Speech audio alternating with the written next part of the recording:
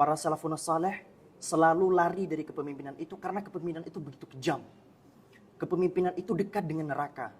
3 orang di dalam hadis riwayat Tirmidzi, yang pertama kali masuk neraka adalah pemimpin yang menyelewengkan kepemimpinannya. 2 detik Abah menyelewengkan kepemimpinan Abah. 1 detik setelah kematian Abah sampai hari kiamat nanti, Abah tidak akan pernah tenang. Assalamualaikum warahmatullahi wabarakatuh, Abah. Waalaikumsalam warahmatullahi wabarakatuh.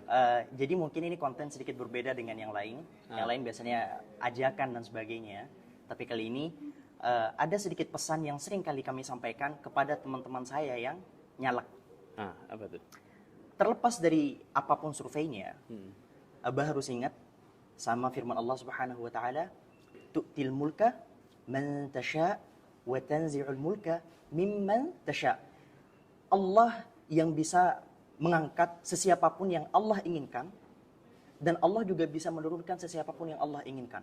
Jadi apapun yang terjadi terserah Allah ujung-ujungnya.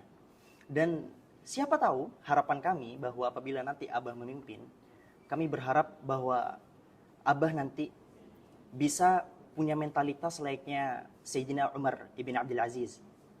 Beliau pernah berkata bahwa andai kata ada kambing yang mati sia-sia di pinggiran sungai Efrat, niscaya itu merupakan bagian dari tanggung jawabku.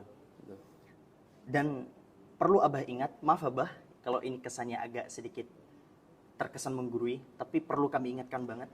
Andai kata nanti Abah menjadi pemimpin negeri ini, kemudian ada sedetik atau 2 detik Abah menyelewengkan kepemimpinan Abah, 1 detik setelah kematian Abah sampai hari kiamat nanti, Abah tidak akan pernah tenang.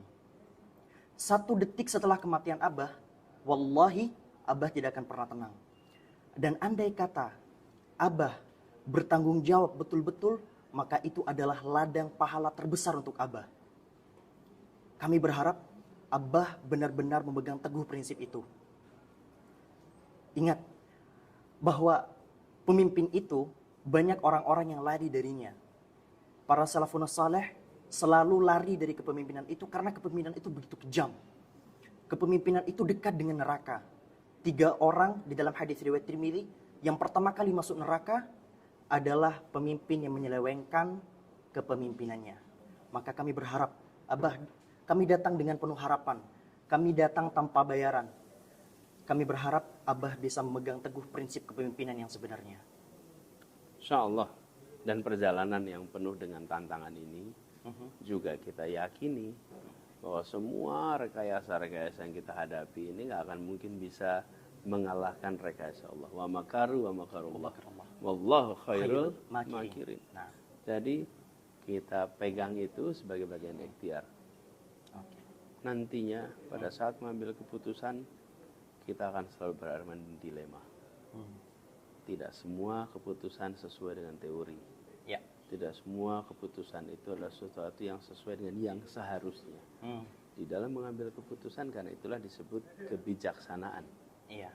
Karena harus mengambil keputusan dalam situasi-situasi yang penuh dengan dilema. Saya beri contoh. Ya. Contoh boleh ya? Boleh. Nih, misalnya ini di sini ada rumah sakit. Lalu di sini Kadam sedang berada di sini. Jalan di sini satu arah Kadam. Dari sini ke sini arahnya jalan. Kadam sedang berada di sini. Pas Kadam di sini ada kecelakaan di sini. Tabrakan keras. Korbannya jatuh. Lalu Kadam lihat kondisinya berat. Harus dibawa ke rumah sakit. Ya. Lalu ada dilema. Kalau mengikuti aturan lalu lintas, maka harus berputar dulu nih, muter untuk ke rumah sakit. Mungkin bisa 30 menit baru sampai. Benar. Kondisinya kritis, berat. Tapi kalau dibawa langsung sih berarti harus melanggar lalu lintas. Ya. Nah, di situ namanya judgment. Ya. Nah, nanti akan ada orang yang bilang salah, nggak boleh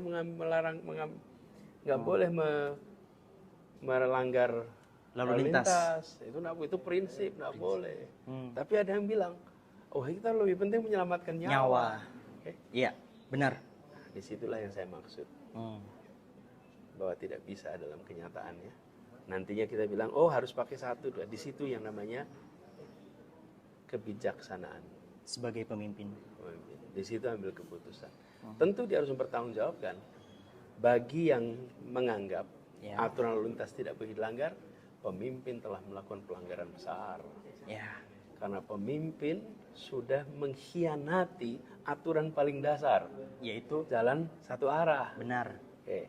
Bagi yang satu bilang ini pemimpin sedang melakukan penyelamatan nyawa dalam kondisi darurat.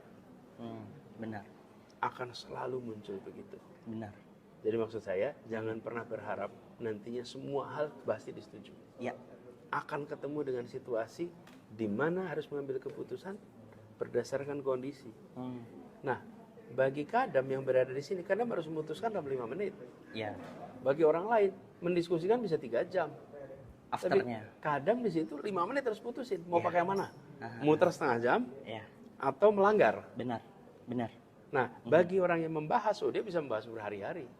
Tapi bagi kadam di situ, kadam tidak punya pilihan. 5 menit harus putuskan. Pemimpin seringkali dia harus ambil keputusan dalam situasi yang cepat. Orang yang menganalisa bisa menganalisa berhari-hari sesudahnya.